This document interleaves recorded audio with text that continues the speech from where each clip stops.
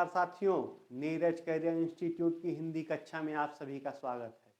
साथियों, मैंने पिछली कक्षा में आप सबके साथ चर्चा की थी कि व्याकरण क्या है, वर्ण क्या है और वर्णमाला क्या है।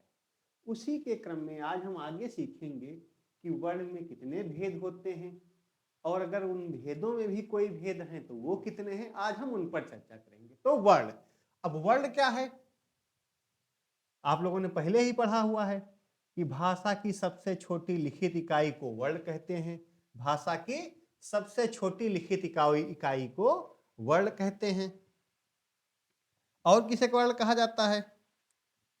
अखंडित ध्वनियों को वर्ण कहा जाता है। क्या कहा जाता है? वर्ण। भाषा की सबसे छोटी इकाई, भाषा की सबसे छोटी इकाई। अखंडित ध्वनियों को वर्ण कहा जाता है। अखंडित ध्वनियों को वर्ण कहा जाता है। अन्य भी कई इसकी परिभाषाएं हैं वर्ण की, तो आज हम जिस पर चर्चा करेंगे वह है वर्ण के भेद। वर्ण के भेद। तो वर्ण के दो भेद होते हैं। वर्ण के दो भेद होते हैं, एक स्वर और दूसरा व्यंजन। स्वर और व्यंजन। अब हम चर्चा करेंगे कि स्वर क्या होते हैं और व्यंजन क्या होते हैं। तो सबसे पहले चर्चा करेंगे कि स्वर क्या होते हैं। स्वर क्या होते हैं? वे वर्ण जिन्हें बोलते समय किसी अन्य वर्ण की सहायता नहीं लेनी पड़ती। सबसे खास बात, वे वर्ण जिन्हें बोलते समय किसी अन्य वर्ण की सहायता नहीं लेनी पड़ती उन्हें स्वर कहा जाता है। वे वर्ण क्या कहलाते हैं? स्वर कहलाते हैं। दूसरी परिभाषा इसकी देखिए, भाषा में स्वतः उच्चारित ध्वनियों को स्वर कहते हैं। बात एक ही लिखी है, उसमें कहा गया है कि किसी अन्य वर्ण की आवश्यकता सहायता नहीं लेनी पड़ती और इसमें कहा जा रहा है कि स्वतः उच्चारित ध्वनियों को स्वर कहते हैं। लेकिन अलग अलग ढंग से परिभाषाएं लिखी गई हैं। जैसे अगर मान लीजिए परीक्षा में आपसे पूछा जाए तो आप में भ्रम की स्थिति ना रहे कि नहीं उसमें तो कहा गया है किसी वर्ण की सहायता नहीं लेनी पड़ती, इसमें स्वतः उच्चारित पूछ लिया गया है, तो आप जान लीजिए दोनों एक ही चीजें हैं और ये दोनों क्या हैं? दोनों स्वर की परिभाषा से जुड़े हुए हैं। अब स्वरों की संख्या कितनी है? तो स्वरों की संख्या है 11, कुल 11। कौन कौन से? स्वरों की संख्या है 11। आ, ई, उ, री, ए, ओ और औ। ये क्या है? ये स्वर हैं। अंग और अह स्वर नहीं है। अंग और अह स्वर नहीं है, इनके साथ लिखे भले जाते हैं लेकिन ये क्या हैं? ये हैं अयोगवाह। ये ना स्वर में गिने जाते हैं ना व्यंजन में गिने जाते हैं। आ माने नहीं, योग माने जोड़ा जाना, वाह माने वहन करना। जोड़े तो नहीं जाते हैं लेकिन इनको वहन किया जाता है। तो ये क्या है? ये अयोगवाह हैं। आ अंग को अलग से क्या कहेंगे? अंग को अलग से कहेंगे अनुस्वार। और आहा क्या है? आहा है विसर्ग। आहा क्या है हमारा? आहा है विसर्ग। अब हम आगे चर्चा करते हैं स्वर के प्रकार। स्वर हम ये जान गए कि स्वरों की संख्या 11 है। आ, ई, उ, री, ए, ओ। ये हमारे क्या हैं? ये हमारे स्वर हैं। अब हम जानते हैं स्वर के प्रकार। तो स्वरों की संख्या तो 11 ही है लेकिन अलग अलग आधार पर इन्हें बांटा गया है। अब जैसे मात्रा या उच्चारण में लगने वाले समय के आधार पर स्वरों से जो मात्राएं लगाई जाती हैं, मात्राएं क्या होती हैं? मात्राएं स्वरों का प्रतिनिधि रूप होती हैं। मात्राएं स्वरों का प्रतिनिधि रूप होती हैं। उच्चारण के स्वरों के उच्चारण के कालमान में जो समय है उसे ही क्या कहा जाता है? उसे ही मात्रा कहा जाता है। जब मात्रा पर चर्चा होगी तो इस पर विस्तार से बात की जाएगी। अभी देखिए, अब मात्रा के या उच्चारण में लगने वाले समय के आधार पर स्वर के 3 प्रकार हैं। स्वर के कितने प्रकार हैं? स्वर के 3 प्रकार हैं। पहला हर्ष स्वर, दूसरा दीर्घ स्वर और तीसरा है प्लुत स्वर। अब ह्रस्व स्वर को क्या और क्या कहते हैं? ह्रस्व स्वर को ही कहते हैं लघु स्वर। क्या कहते हैं इसी को? लघु स्वर। इसी को कहते हैं छोटा स्वर, इसी को कहते हैं मूल स्वर और इसी को कहते हैं एक मात्रिक स्वर। ये सब एक ही स्वर के नाम हैं, इसीलिए एक साथ मैंने लिख दिया जिससे समझने में आसानी हो। ये क्या होते हैं? जिन स्वरों के उच्चारण में बहुत ही कम समय लगता है, जिन स्वरों के उच्चारण में बहुत ही कम समय लगता है उन्हें हम ह्रस्व स्वर कहते हैं, लघु स्वर कहते हैं, मूल स्वर कहते हैं या एक मात्रिक स्वर कहते हैं, या जिनसे एक मात्रा लगाई जाती है, छोटी मात्रा इससे लगती है, उसे हम क्या कहते हैं? उसे हम कहते हैं ह्रस्व स्वर। कौन कौन से हैं? इनकी संख्या 4 है। अ, ई, उ, री, ये हमारे हैं ह्रस्व स्वर के उदाहरण। इनकी संख्या कितनी है? 4। अब देखिए दीर्घ स्वर में, दूसरा है दीर्घ स्वर। दीर्घ स्वर को क्या कहेंगे? गुरु, गुरु स्वर, संधि स्वर, द्विमात्रिक स्वर। ह्रस्व स्वर को क्या कहते हैं? एक मात्रिक स्वर, और दीर्घ स्वर को कहते हैं द्विमात्रिक स्वर।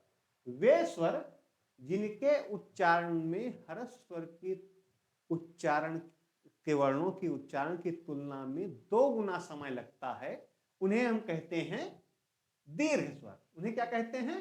दीर्घ स्वर। और इनकी कुल संख्या है 7। कुल संख्या कितनी है? 7। कौन कौन से? आ, ई, उ, ए, ऐ, ओ और औ। अब आप कहेंगे कि जब 4 इसमें हो गए, 7 इसमें हो गए, कुल 11 हो ही गए, तो प्लुत स्वर में क्या बचा सर? प्लुत स्वर में कौन कौन से स्वर आएंगे? तो आप उनको देख लीजिए। तीसरा है उच्चारण के आधार पर तीसरा भेद है स्वर का प्लुत स्वर। कौन सा है? प्लुत स्वर। अब देखिए प्लुत स्वर में क्या होता है? प्लुत स्वर इसे त्रिमात्रिक स्वर कहते हैं। इसे क्या कहते हैं?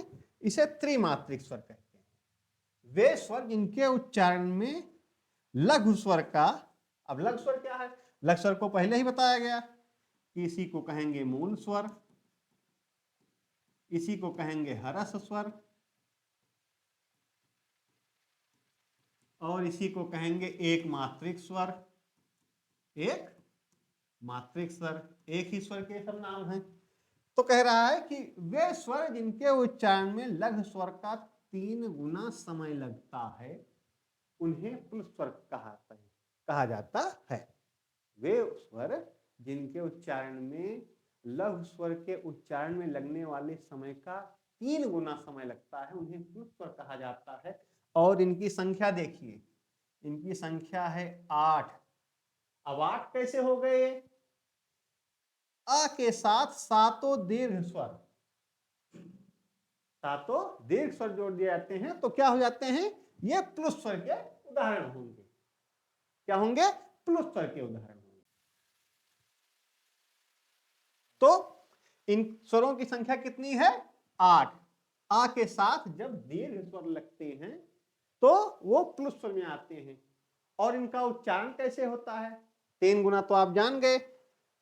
जब इनका प्रयोग किसी को पुकारने या नाटकीय संवादों में किया जाता है, जैसे ओम, अब ये जो उच्चारण हुआ ओम, तो जो ओ का उच्चारण हुआ दूर तक गया ना, तो ये क्या हुआ? ये प्लुत स्वर है। राम कहा गया, राम या राम, दोनों में अंतर है। ये क्या होगा? इसका उदाहरण क्या है? ये प्लुत स्वर का उदाहरण है। उसमें देखिए मां, दीर्घ उच्चारण किया गया ना इसका, काफी ज्यादा दीर्घ से अधिक इसका उच्चारण हो रहा है। दीर्घ में तो क्या होगा? बड़े वाली मात्राएं लगेंगी, दीर्घ स्वर की मात्राएं लगेंगी। इसमें क्या होगा? इसका उच्चारण उससे भी ज्यादा हो रहा है। मां लंबा खींचा गया, राम। तो ये क्या हुआ? ये प्लुत स्वर है। वर्तमान में प्लुत स्वर का प्रयोग लगभग बंद हो गया है। नाटकीय संवादों में तो मिलता है लेकिन इसका प्रयोग लिखने पढ़ने में लगभग बंद ही हो गया है। कहीं कहीं पर आपको अगर बहुत ज्यादा होगा तो ये लिखा मिलेगा ओम। क्या लिखा मिलेगा? ओम। वो भी नाम में नहीं किसी के। आप देखे होंगे किसी के घरों की दीवालों पर लिखा होगा अधिकतर जो घर के ऊपर बनवाते हैं उस पर लिखा देंगे ओम। आगे देखिए, अब इसके बाद इन तीनों के अलावा दो और माने जाते हैं, उनको भी आप देख लीजिए। ये है आगत, विदेशी। इनके अलावा, तीनों के अलावा दो स्वर और इसी में होते हैं उच्चारण के आधार पर ही।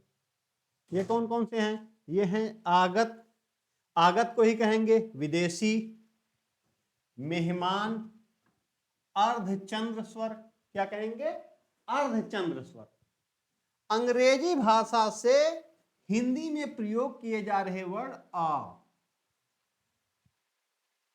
क्या है? आ। इसी को आगत स्वर कहते हैं। इसका प्रयोग कहां कहां होगा? डॉक्टर,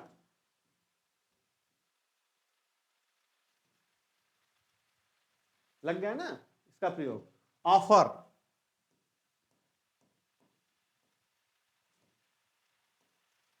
ऐसे इसका प्रयोग होता है। इसे क्या कहा जाता है? इसे कहा जाता है आगत, विदेशी, मेहमान या अर्धचंद्र स्वर। इसके अलावा एक है विकसित स्वर। क्या है? विकसित स्वर। अनुस्वार में शिरोरेखा के ऊपर अर्धचंद्र लगाकर बनाए गए वर्ड अंग। ये अनुस्वार में शिरोरेखा के ऊपर बिंदी तो है, ये अर्धचंद्र भी लगा दिया गया, तो जो ये वर्ण बना इसी को कहा जाता है विकसित स्वर। संस्कृत में कहीं नहीं है, इसका प्रयोग केवल हिंदी में होता है। ये हिंदी में अपनाया गया है, संस्कृत में कहीं नहीं है। इसका प्रयोग हिंदी में ही होता है। इसे अनुनासिक कहा जाता है। इसको क्या कहा जाता है? इसको कहा जाता है अनुस्वार, अनुस्वार, और इसको कहा जाता है अनुनासिक। क्या? अनुनासिक। अब आप जान गए कौन कौन से उच्चारण के आधार पर कौन कौन से ह्रस्व स्वर, दीर्घ स्वर और प्लुत स्वर, उनके साथ साथ आगत स्वर और विकसित स्वर, इनका प्रयोग करते हैं। अब दूसरे आधार पर देखिए, दूसरा आधार है ओष्ठाकृत के आधार पर, कि हमारे ओंठों की बनावट कैसी होती है जब हम इनका उच्चारण करते हैं। जब हम इनका उच्चारण करते हैं उस समय हमारे होठ किस अवस्था में होते हैं। अब पहला क्या है? पहला है आवृत्ताकार, आवृत्तमुखी। ऐसे वर्ड, ऐसे स्वर जिनका उच्चारण करते हुए हमारा ओंठ गोल स्थिति में नहीं होता, हमारा मुंह ऐसे नहीं होता, और इतने से ही हो जाता है, उसे क्या कहेंगे? आवृत्ताकार, आवृत्तमुखी, ये कहेंगे। जिन स्वरों के उच्चारण में ओंठ वृत्तमुखी, गोलाकार, वृत्तमुखी या गोलाकार नहीं होते हैं, उन्हें आवृत्ताकार या आवृत्तमुखी स्वर कहते हैं। आवृत्तमुखी स्वर कहते हैं। इनकी संख्या कितनी है? इनकी संख्या है 7। आ, ई, री, ए और ऐ, ये क्या है? ये है आवृत्तमुखी, आवृत्ताकार स्वर। दूसरा है वृत्ताकार या वृत्तमुखी स्वर, वृत्ताकार या वृत्तमुखी स्वर। अब जिन स्वरों के उच्चारण को करते समय हमारे ओठ गोल स्थिति में आ जाते हैं, उन्हें क्या कहेंगे? उन्हें कहेंगे वृत्ताकार या वृत्तमुखी स्वर। जैसे ऊ बन जाता है ना गोल, ऊ, ओ, ये गोल स्थिति में हमारे ओंठ हो जाते हैं। देखिए ये 4, ऊ, ओ और औ। तो ये किसके उदाहरण हैं? ये वृत्ताकार या वृत्तमुखी स्वर के उदाहरण हैं। अगले आधार पर देखिए, अगला आधार है जीभ की क्रियाशीलता के आधार पर। जीभ की क्रियाशीलता के आधार पर, कि जब हम बोलते हैं, जब हम उच्चारण करते हैं स्वरों का, तो हमारी जीभ किन स्वरों के उच्चारण के समय कितनी अधिक सक्रिय रहती है।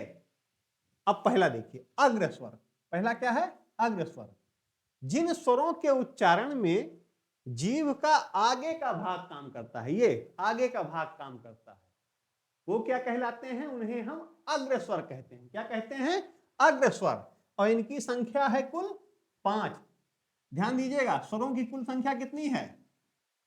स्वरों की कुल संख्या है 11। इसी में ये सब डिवाइड होंगे, 11 से 12 नहीं होंगे, उनको दोनों को अलग से जोड़ा जाता है, उनको दोनों को इसमें 11 में नहीं जोड़ा जाएगा। आगत स्वर और विकसित स्वर, इनको जोड़ा नहीं जाता है इसमें। तो ये कितने हैं? 5। ई ए री।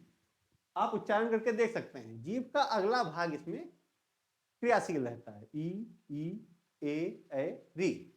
और उसके बाद मध्य स्वर, जिसके जिन स्वरों के उच्चारण के समय जीभ का मध्य भाग क्रियाशील रहता है, उन्हें हम मध्य स्वर कहते हैं। और इनकी संख्या केवल एक है, आ।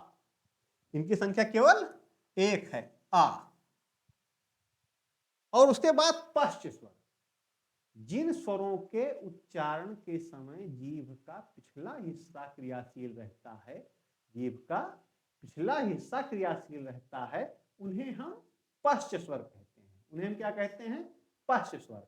और इनकी संख्या कितनी है? इनकी भी संख्या 5 है। इनकी संख्या कितनी है? 5 है। देख लीजिए कौन कौन से, आ, उ, ओ और औ। इसके साथ साथ इसी में आगत स्वर भी जुड़ा हुआ है।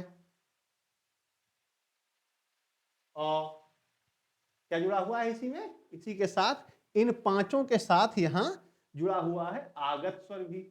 और इनकी सबसे खास बात, पश्च स्वरों की सबसे खास बात पहचानने की जो मुख्य यहां पर इकाई है, वो ये है कि इनमें जितने भी हैं उनकी सबकी आकृति 3 जैसी है। सबकी आकृति कैसी है? 3 जैसी। आप देख लीजिए, आ, उ, ओ, आओ। इसको भी अगर आप लेंगे तब भी इसकी भी आकृति देखिए, सबकी आकृति 3 जैसी है। पश्च स्वरों की ये सबसे बड़ी खासियत है कि इन स्वरों की आकृति 3 जैसी होती है। अगला आधार है हमारा मुख द्वार खुलने के आधार पर, कि किस स्वर के उच्चारण में मुख कितना खुलता है, उसके आधार पर स्वरों को विभाजित किया गया है। पहला है समृद्ध स्वर। 4 भाग हैं इसके, समृद्ध, अर्धसमृद्ध, विवृत्त और अर्धविवृत्त। अब इसमें पहला है समृद्ध स्वर। समृद्ध स्वरों के उच्चारण में मुंह लगभग बंद ही रहता है, मुंह बहुत कम खुलता है। देख लीजिए, उच्चारण में मुंह लगभग बंद रहता है। और इन स्वरों की संख्या है 5, ई उ और री। उच्चारण करके आप देखिए, ई उ री, बहुत ज्यादा मुंह नहीं खुलता है। फिर दूसरा आता है अर्ध समृद्ध स्वर। इन स्वरों के उच्चारण में मुंह समृद्ध स्वरों की तुलना में अधिक खुलता है। अगर ऐसे था ई, तो जो अभी इसमें जो आएंगे स्वर, उनमें हमारा मुंह अधिक खुलेगा। इनमें स्वरों की संख्या होती है 2। इनमें स्वरों की संख्या कितनी होती है? 2। कौन कौन से? ए और ओ। देख लीजिए परिभाषा में इसके, इन स्वरों के उच्चारण में मुख द्वार समृद्ध स्वरों की तुलना में कम बंद रहता है। कम बंद रहने का मतलब क्या हुआ? कम बंद रहने का मतलब हुआ कि कुछ खुला रहता है। इनकी संख्या 2 है। आप जैसे देखिए उच्चारण करके, ई कम खुलता है, ए ओ से अधिक खुला। तीसरा है अर्धविवृत्त स्वर। अर्धविवृत्त स्वर, इसमें क्या होता है? इन स्वरों के उच्चारण में मुंह अर्ध समृद्ध स्वरों की तुलना में उससे अधिक खुलता है, उससे अधिक खुलता है। पहले लगभग बंद, समृद्ध में, अर्ध समृद्ध में थोड़ा खुला, अर्धविवृत्त में थोड़ा और खुला। देखिए, अर्ध समृद्ध स्वरों की तुलना में अधिक खुला रहता है। और इनकी संख्या कितनी है? 3, आ ए औ, आ ए औ। देखिए, और हमारा मुंह खुला। इसी में स्वर, हमारा जो आगत स्वर है, आ भी इसी में शामिल किया गया है। आगे देखिए, विवृत्त स्वर, चौथा विवृत्त स्वर। विवृत्त स्वर में क्या होता है? इन स्वरों के उच्चारण में मुख द्वार लगभग खुला रहता है। और इनकी संख्या कितनी है? केवल 1, केवल 1, आ। इसमें क्या हुआ? इसमें मुंह लगभग बंद। दूसरे में हल्का सा खुला। तीसरे में और अधिक खुला। और चौथे में मान लीजिए चेहरा है तो मुंह लगभग खुल ही गया, आंख भी बना देते हैं।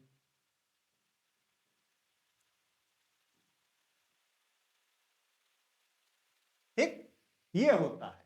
इस तरीके से आप जानते हैं समृद्ध स्वर में क्या हुआ, मुंह बहुत ही कम खुला है, लगभग बंद रहता है। अर्ध समृद्ध में थोड़ा खुला रहता है, अर्धवृत्त में थोड़ा और खुला रहता है, और वृत्त में लगभग खुला ही रहता है। इतना खुला रहता है कि मिठाई की पीस सीधे सीधे अंदर चली जाए, तब मान लेंगे कि आप द्विवृत्त स्वर के उच्चारण को सही ढंग से कर सकते हैं। अगले आधार पर देखिए, अगला आधार है हमारा अनुनासिकता के आधार पर। अनुनासिकता के आधार पर, अनुनासिक आप जान ही रहे हैं। अनुनासिक वर्ण कौन सा है? अनुनासिक वर्ण है अर्धचंद्र स्वर, जिसे क्या कहा जाता है? इसे कहा जाता है विकसित स्वर, विकसित स्वर या अर्धचंद्र स्वर। कौन सा है? अनुनासिकता से यहां तात्पर्य मुंह और नाक से हवा के निकलने से है, मुंह और नाक के हवा से निकलने से है। अब देखिए इसमें दो आधार हैं, अनुनासिक स्वर। इन स्वरों के उच्चारण में हवा मुंह के साथ साथ नाक से भी निकलती है। अनुनासिक स्वर वे स्वर होते हैं जिनके उच्चारण के समय हवा मुंह के साथ साथ नाक से भी निकलती है, और इनकी संख्या है 7। कौन कौन से? आ, ई, उ, री और ऐ। इनकी संख्या कितनी है? 7। और दूसरा है निरानुनासिक। दूसरा क्या है? निरानुनासिक। निरानुनासिक स्वर वे स्वर होते हैं जिनके उच्चारण के समय हवा केवल और केवल किससे निकलती है? मुंह से निकलती है, और इनकी संख्या 4 है, ई, ऐ, ओ और औ। देख लीजिए स्वरों की संख्या हमारी 11 ही हो रही है, यहां 7 और यहां 4, 7 4 11। किसी में भी आप देख लीजिए स्वरों की संख्या हमारी 11 ही है। अलग अलग आधार पर उनको अलग अलग ढंग से केवल बांट दिया गया है। अगला आधार, अगला है जाति के आधार पर। क्या हुआ? जाति के आधार पर सजातीय और विजातीय। सजातीय में क्या हुआ? स्वयं या स्वयं से ही जुड़कर अपनी या अपनी जाति के स्वरों से मिलकर बने स्वर क्या कहलाते हैं? सजातीय। जो अपने से ही मिलकर बनते हैं उन्हें क्या कहा जाता है? सजातीय। जैसे आ दो मिलकर हो गए ई, उ और उ। इनकी संख्या कितनी है? 6। ये क्या है? सजातीय। और विजातीय क्या है? जो दो अलग अलग स्वरों से मिलकर बने होते हैं, जो दो भिन्न भिन्न जातियों के मेल से बने होते हैं, उन्हें क्या कहा जाएगा? विजातीय स्वर। कौन कौन से हैं ये? इनकी संख्या है कुल 5, री, ए, ऐ, ओ और औ। ये क्या है? ये जाति के आधार पर वर्गीकृत किए गए हैं। आगे देखिए, घोषत्व, नाद, कंपन तंत्रिका के आधार पर। एक ही बात है, यहीं से होता है अघोष और सघोष। अघोष और सघोष, घोषत्व, नाद, कंपन, तंत्रिका। अब घोष क्या होता है? स्वर तंत्रियों में सांस का कंपन होता है। स्वर तंत्रियों में जब हम उच्चारण करते हैं उसमें जो सांस का कंपन होता है उसे क्या कहा जाता है? उसे घोष कहा जाता है। इसके दो प्रकार हैं, एक अघोष और दूसरा सघोष। पहले देखिए सघोष क्या है? सघोष वर्ण, इन वर्णों के उच्चारण में स्वर तंत्रियों में कंपन होता है। सघोष स्वरों में उच्चारण में इनके समय स्वर तंत्रियों में कंपन होता है। और हमारे जितने स्वर हैं 11 के 11 स्वर, ये क्या हैं? ये सभी सघोष हैं। 11 स्वर क्या हैं? सघोष हैं। अघोष में क्या होता है? इन वर्णों के उच्चारण में स्वर तंत्रियों में कंपन नहीं होता। पहले नाम से ही स्पष्ट है, सघोष। सा माने सहित, घोष माने कंपन, कंपन के साथ जो है वो सघोष है, और अ माने नहीं, घोष माने कंपन, स्वतंत्रियों का मतलब जिसमें स्वतंत्रियों का कंपन नहीं होता। तो हमारे 11 स्वर सघोष स्वर हैं, सघोष वर्ण हैं। आखिरी देखिए, प्राण तत्व के आधार पर, क्या है, प्राण तत्व के आधार पर अल्प प्राण महाप्राण यहां से प्राप्त होते हैं। अब ये क्या है, प्राण का तात्पर्य मुख से हवा के निकलने से है, प्राण का तात्पर्य जो हमारे मुंह से हवा निकलती है उससे है। अब ये कितने प्रकार के हैं, ये 2 हैं, अल्प प्राण और महाप्राण। अब अल्प प्राण क्या है, अल्प प्राण है इन वर्णों के उच्चारण में मुंह से कम हवा निकलती है, मुंह से कम हवा निकलती है, और हमारे सभी 11 स्वर अल्प प्राण होते हैं। सभी स्वर क्या हैं, अल्प प्राण होते हैं। महाप्राण क्या होता है, इन वर्णों के उच्चारण में मुंह से हवा अधिक निकलती है। अल्प प्राण में क्या होगा, अल्प प्राण में हवा मुंह से कम निकलेगी, अल्प माने ही कम होता है थोड़ा, तो अल्प प्राण में हवा मुंह से कम निकलेगी, और हमारे सभी 11 स्वर अल्प प्राण है। महाप्राण में हवा मुंह से अधिक निकलती है, और एक भी स्वर महाप्राण में नहीं है। सारे स्वर सघोष हैं और सारे स्वर अल्प प्राण हैं। तो इस तरीके से हमने आज देखा कि विभिन्न आधार पर हमारे 11 स्वरों को, 11 स्वरों की संख्या हमारी 11 है ना, 11 स्वरों को कैसे बांटा गया है, कैसे उसको जात के आधार पर बांटा गया है, कैसे उनको घोषत्व पर बांटा गया है, कैसे प्रारूप पर बांटा गया है, कैसे अनुनासिकता के आधार पर बांटा गया है, उच्चारण के समय को ध्यान में रखकर कैसे बांटा गया है, कैसे हम ये जाने कि उनमें जीभ की क्रियाशीलता के आधार पर कैसे बंटवारा हुआ, और कैसे हम जाने कि ओंठों की आकृति से हम कैसे जान पाएंगे कि कौन से शब्द का, कौन से स्वर का उच्चारण कहां से होता है। इन्हीं बातों के साथ, स्वर के इन्हीं विभाजन के साथ मैं अपनी आज की क्लास यही समाप्त करता हूं। अगली क्लास में हम व्यंजन पर चर्चा करेंगे। जो हमारा अगला प्रकरण होगा वो प्रकरण होगा व्यंजन पर। जैसे स्वरों का इसमें विभाजन किया गया है, वैसे ही हम अगली कक्षा में व्यंजन का विभाजन देखेंगे। क्या देखेंगे, व्यंजन का विभाजन देखेंगे। तब तक के लिए आप सभी को नमस्कार।